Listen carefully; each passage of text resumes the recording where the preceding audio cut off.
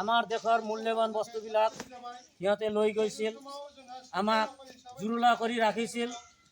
সেই হকে আমাৰ দেশৰ বুদ্ধিজীৱী জ্ঞানী গুণী নেতাসকলে আমি পৰাধীন হোৱা স্বীকাৰ কৰি সিহঁতে আন্দোলনত যোগদান কৰিছিল, আন্দোলন আৰম্ভ কৰিছিল। আন্দোলনৰ নেতা আছিল মহাত্মা গান্ধী, জৱাহৰলাল নেহেৰু, লাল বাহাদুৰ শাস্ত্ৰী আৰু বহুতো নেতাসকলে আন্দোলনত গুৰি ধৰিছিল। যি কি নহওক, বহুত আমাৰ দেশৰ স্বাধীনতাৰ কাৰণে আমাৰ দেশৰ বহুত নেতাসকলে প্ৰাণ দিব লগা হৈছিল, বহুতে কাৰাবাস খাটিছিল। আমি ইতিহাস পঢ়িলে গম পাওঁ। তেখেতসকলৰ বলিদান হোৱাৰ কাৰণে আমাৰ দেশে স্বাধীনতা লাভ পাইছে 1947 চনৰ 15 আগষ্টৰ দিনা। তো তেতিয়াৰ পৰা আজি 89 সংখ্যক আমি স্বাধীনতা দিৱস পালন কৰি আছোঁ। তো আজিৰ দিনত আমাৰ ভাৰতৰ ৰাজধানী নতুন দিল্লীত আমাৰ মাননীয় প্ৰধানমন্ত্ৰী শ্ৰী নৰেন্দ্ৰ মোদী লাল কিল্লাত আমার রাষ্ট্রীয় পতাকা উত্তোলন করিব।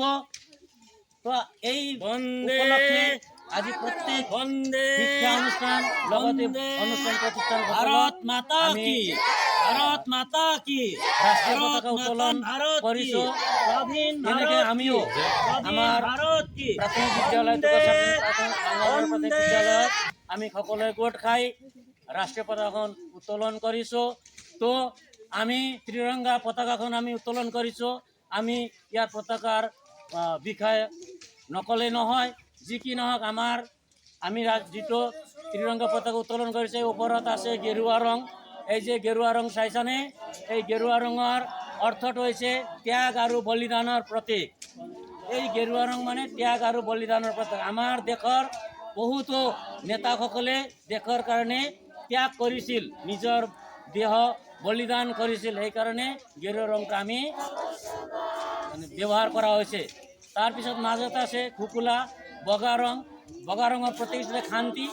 আমি যাতে শান্তিৰে আমাৰ দেশখনক আমি শান্তিৰে জীয়াই ৰাখিব পাৰোঁ, এইটোৰ কাৰণে বগা ৰংটো দিয়া হৈছে। তাৰপিছত আছে সেউজীয়া ৰং, গ্ৰীণ ৰং।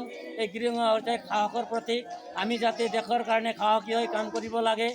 আমি দেশৰ এজন নাগৰিক, এই নাগৰিক দেশৰ কাৰণে আমি কোনো কাম কৰিবলৈ কোনো বেলেগ দেশে যদি আমাক বাধা দিয়ে তেনেহ'লে আমি সাহসী হৈ দেশৰ কাৰণে আমি যুদ্ধ কৰিব লাগিব। সেইকাৰণে আমি এই তিনিটা ৰং ইয়াত দিয়া হৈছে। আৰু মাজত 24ডাল ৰেখাডাল আছে। এইটো সময়ৰ প্ৰতীক। আমাৰ দিনত 24 ঘণ্টা আছে, এইটোৰ প্ৰতীক তাত দিয়া হৈছে। যিকোনো মই বেছি দীঘলীয়া কৰিব বিচৰা নাই। ৰদো আছে। আজি ইয়াত আমাৰ এই অনুষ্ঠানত সকলোৱে যোগদান দিয়াৰ কাৰণে সকলোকে ধন্যবাদ জনাই। সকলো যাতে ভালকৈ থাকিব পাৰে, আমাৰ দেশত ভালকৈ শান্তিৰে থাকিব পাৰে, এই আহ্বান কৰি মই দুআষাৰ ইয়াতে সামৰণি মাৰিছোঁ। জয় হিন্দ।